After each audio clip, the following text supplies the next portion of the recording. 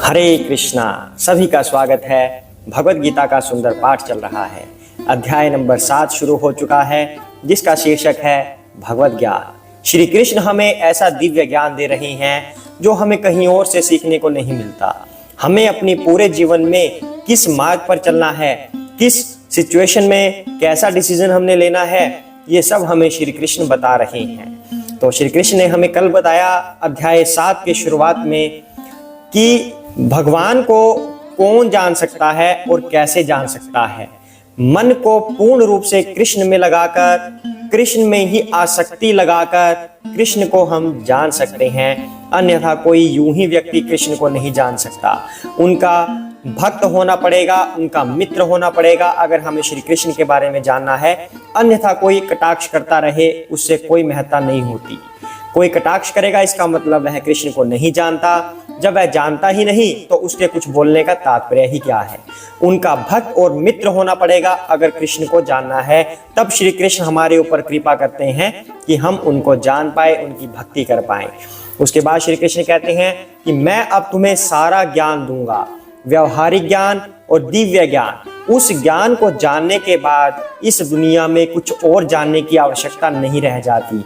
मतलब संपूर्ण ज्ञान उसके अंदर निहित हो जाएगा। तो अब श्री कृष्ण अपना ज्ञान शुरू कर रहे हैं। उससे पहले हम भगवान की वंदना करते हैं। हरे कृष्णा। ओम अज्ञानतिमिरान्धस्य ज्ञानाञ्जनशलाकया चक्षुरुन्मीलितं येन तस्मै श्री गुरुवे नमः। श्री कृष्ण चैतन्य प्रभु नित्यानंद श्री अद्वैत गदाधर श्रीवासादि गौर भक्त वृंद। हरे कृष्णा कृष्ण कृष्ण हरे हरे, हरे राम राम राम हरे हरे। हरे कृष्णा। तो आइए पाठ को आगे बढ़ाते हैं। श्लोक नंबर 3 अध्याय 7 का। मनुष्याणां सहस्रेषु कश्चित् यतति सिद्धये यत् तमपि सिद्धानां कश्चित् मां वेत्ति तत्त्वतः। हरे कृष्णा। कई हजार मनुष्यों में से कोई एक सिद्धि के लिए प्रयत्नशील होता है और इस तरह सिद्धि प्राप्त करने वालों में से विरला ही कोई एक मुझे वास्तव में जान पाता है। हरे कृष्णा। तो यहाँ पर भगवान बता रहे हैं हमें कि इतने सारे लोग पूजा करते हैं, बहुत दुनिया करती है पूजा, लेकिन उसमें सिद्धि प्राप्त कौन करता है? इतने लोगों में से कोई एक व्यक्ति ही कृष्ण को जान पाता है। हजारों व्यक्तियों में से भगवान कह रहे हैं, हजारों मनुष्यों में से कोई एक सिद्धि के लिए प्रयत्नशील होता है और इस तरह कोई एक ही मुझे वास्तव में जान पाता है। बाकी लोग क्या करते हैं? आजकल ज्यादातर लोगों का ये भाव होता है कहने का कि हम तो बस खाते हैं, पीते हैं, मौज करते हैं, किसी का दिल ना दुखाओ, बस हो गया। इससे आगे बढ़ने की आवश्यकता ही नहीं। मतलब बस किसी का दिल नहीं दुखाना, बाकी सब ओके है। बाकी आप जो मर्जी करें, मीट खाएं, कुछ भी खाएं, मदिरा पिएं, गलत काम करें, बस दिल नहीं दुखाना किसी का, इतना देखना है। और उससे अलग कुछ और लोग इतना भी नहीं करते। वो तो सब कुछ बिल्कुल इग्नोरेंस में है, सब कुछ गलत कार्य करते रहते हैं। और कुछ लोग मतलब कोई गलत कार्य नहीं करते, बस इतना सोच लेते हैं कि हमें तो बस किसी का दिल नहीं दुखाना, बाकी सब ओके है, मतलब कोई और गलत कार्य नहीं करना। पर भक्ति नहीं वो कर रहे, तो वहां पर भक्ति रह जाती है। तो भगवान कहते हैं कि इतने सारे लोगों में से कोई एक विरला ही होता है जो सिद्धि प्राप्त करके मुझे जान पाता है। तो अब इसका मतलब क्या हुआ? अब हम इसको पूरा एक्सप्लेन अगर करें तो दुनिया में जितने लोग हैं, कुछ लोगों को क्या चाहिए? धन चाहिए कि मुझे धन मिल जाए, बस धन मिल गया तो मैं ये कर दूंगा, वो कर दूंगा, धन मिल गया तो मैं दान कर पाऊंगा, अगर मेरे पास धन ही नहीं होगा मैं दान कहाँ से करूंगा। मतलब धन मांगने का एक तरीका है, भगवान से धन कैसे मांगा जाए, दान के बहाने कि मैं दान करूंगा, प्रभु सेवा करूंगा।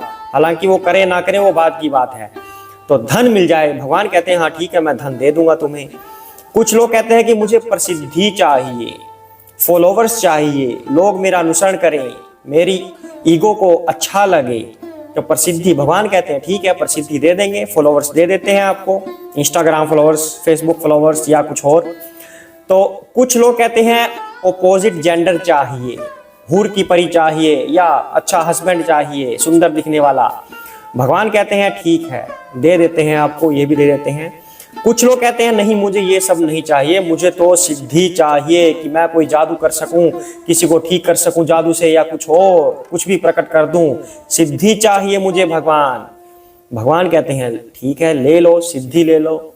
लेकिन कुछ लोग ऐसे कहते हैं हमें तो ये सब करना ही नहीं भैया, हम तो ये स्वार्थ में है ही नहीं, हम तो भोग कर करके थक चुके हैं, हमें नहीं, अब हमें त्याग करना है, मुझे तो मोक्ष चाहिए, सब भोगों का त्याग, मोक्ष चाहिए। भगवान कहते हैं ठीक है ले लो, मोक्ष कौन सा बड़ी बात है, मोक्ष दे देते हैं आपको।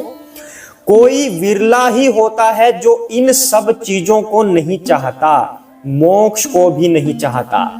वो कहता है कि प्रभु मुझे तो आपकी भक्ति चाहिए।